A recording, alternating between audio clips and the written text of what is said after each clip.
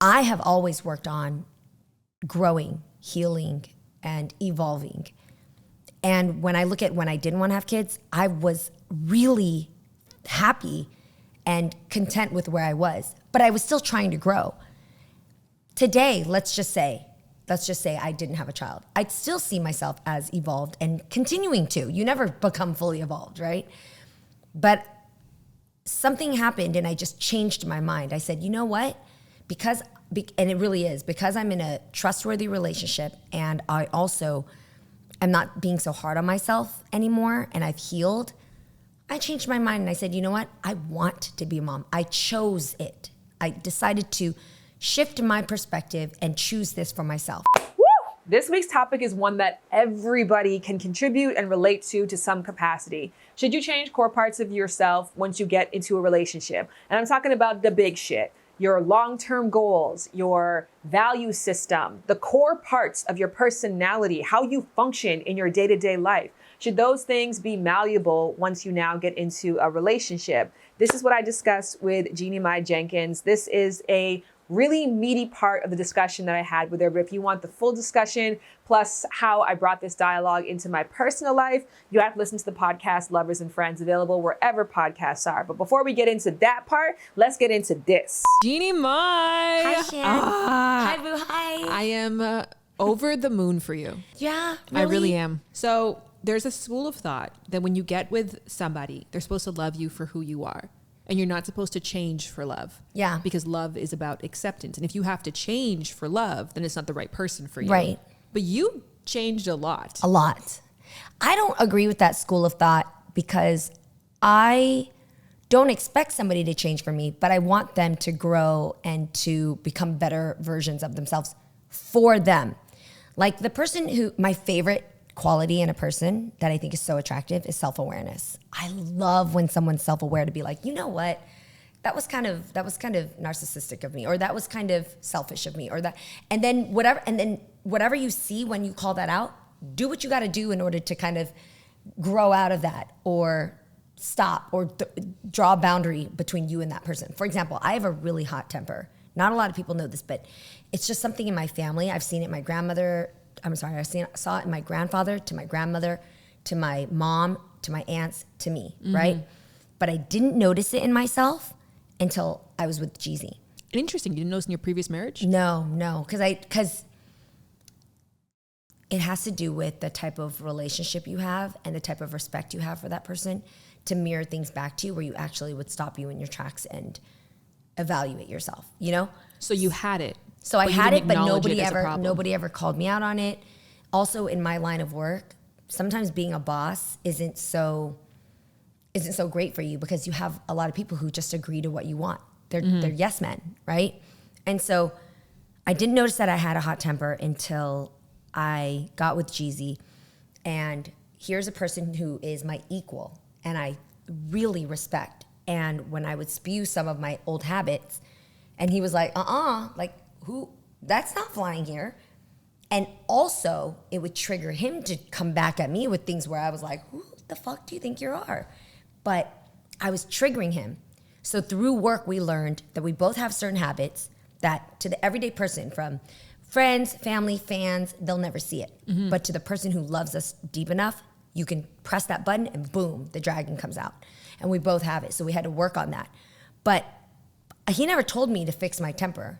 I just saw it and I thought, unless I want to stay in this place where I lose this person I love and I stay in my comfort zone of doing what I want to do and function the way I have for the last 40 years where nobody else had to stop me. Which obviously has done quite well for you. Right, I could have. But this was something greater that I wanted, and also a great challenge to myself to say, what if, now that I know it exists and the dragon's there, what if I got rid of that? How do I kill that dragon or store it in its place so that it never creates havoc in my life?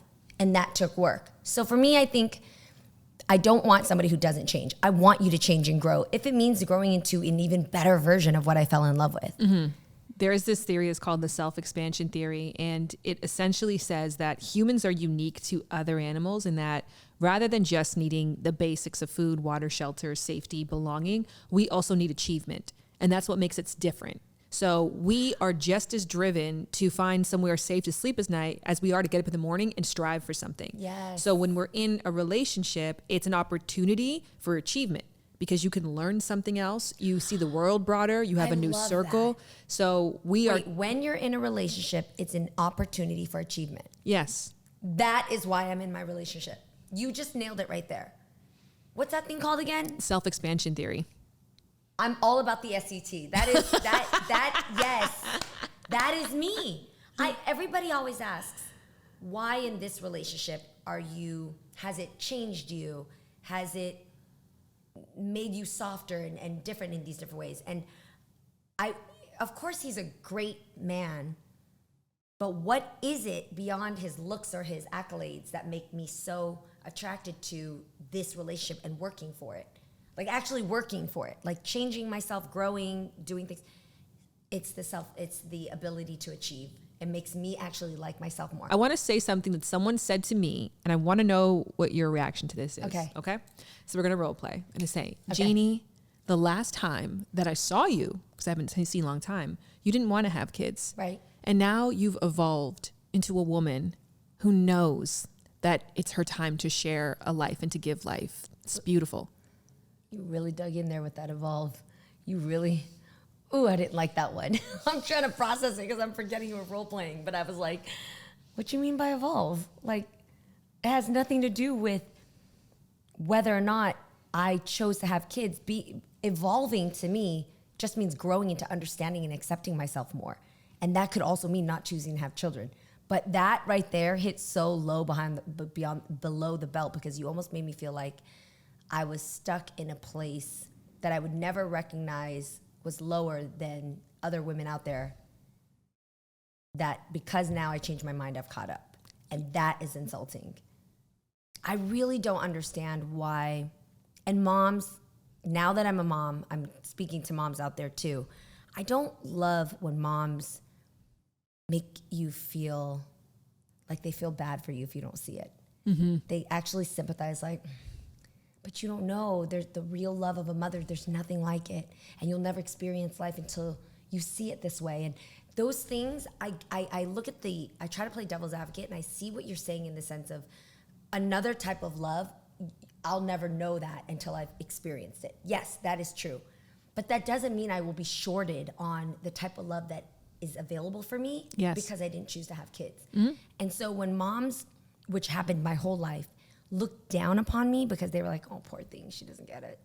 Because you'd also hate the person who is super rich and you offer them a bottle of wine. They're like, oh, please. You don't know. You actually haven't really had. Have you not been to the Himalayan mountains? Right. There's a cave. You got to go. You won't experience wine until then. You're like, fuck you, bitch. Yes. My $7 bottle of wine is delicious. And it works for me. Yeah. And it gives me a damn good time. And if you try some, you probably know. Right. For me, I feel great just saying, I changed my mind. Mm-hmm. I literally just changed my mind. I have always worked on growing, healing, and evolving. And when I look at when I didn't want to have kids, I was really happy and content with where I was, but I was still trying to grow. Today, let's just say I didn't have a child. I'd still see myself as evolved and continuing to. You never become fully evolved, right? But something happened and I just changed my mind. I said, you know what? And it really is, because I'm in a trustworthy relationship and I also am not being so hard on myself anymore and I've healed, I changed my mind and I said, you know what? I want to be a mom. I chose it. I decided to shift my perspective and choose this for myself. You're finding yourself now in this space where not only do you love yourself more through the partnership that you're in and like yourself more, which I think is very, very different. Yeah. Liking yourself in reflection of your partner, but you now are creating something with your partner, which is another life. Yes. Have you thought about what does the next version of you look like with baby Jay in your arms? As an American, it's my responsibility to understand the lives and the needs of the cultures that exist around me.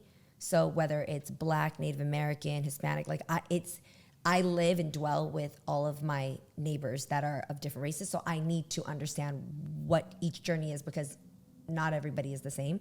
But then now, being married to a Black man, I need to understand even more his journey and his perspective so that I can be of genuine support and allyship to him. But then now having a blood child who's going to be of those mixed races, I need to learn even more and adopt it, because I can't have this Black child only be grown up to know Vietnamese culture. This Black child can't just be Vietnamese and not, you know, understand where his or her ancestors come from, or what hardship the Jenkins had to go through specifically, or what Black people had to go through to get a voice in this country. Like, there's so much more now, because you carry the blood of lineage in of so many who have done so much and died to be in your place, you know? Yes. So that's how that has evolved for me. Lovers and friends. I'ma take you on a trip, baby, I don't pretend. I said, lovers and friends.